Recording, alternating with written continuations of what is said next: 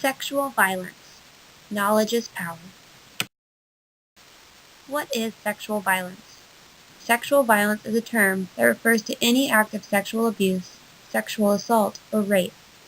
These acts are forced upon the victim without their consent and can cause both emotional and physical harm.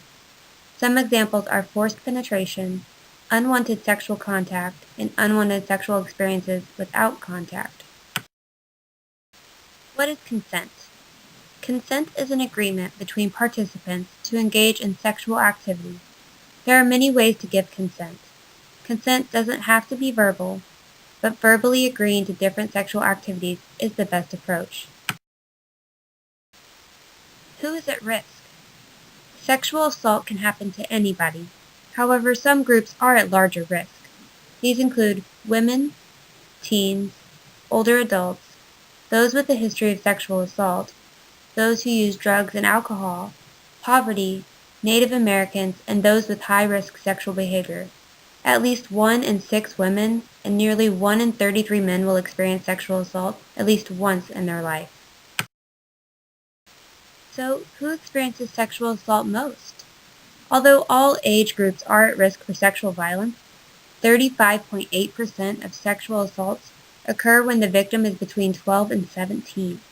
The majority of these assaults are acquaintance rapes or date rapes. But what is date rape? Date rape is rape that occurs during a prearranged setting.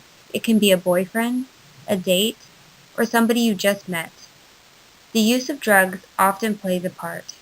Drugs such as GHB, Rohypnol, and ketamine are used to induce a state of amnesia. This creates a very vulnerable state for the victim. The onset of these drugs is typically between 10 to 30 minutes. Is date rape on the rise? Date rape is thought to be on the rise, but it is hard to measure. Many people do not report their abuse.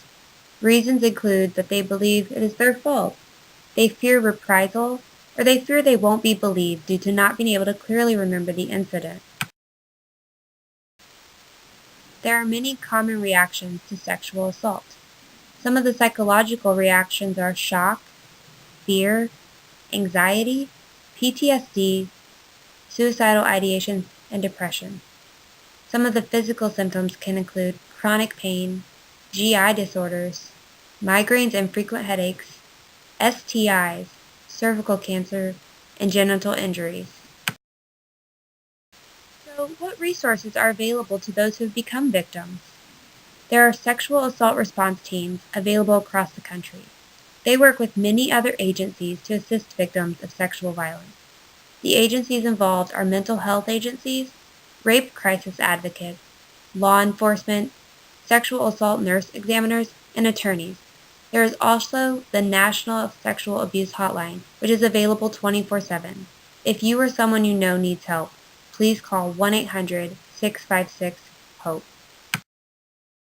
If you are wondering how you can help somebody who has been a victim of sexual violence, here are a few things to keep in mind.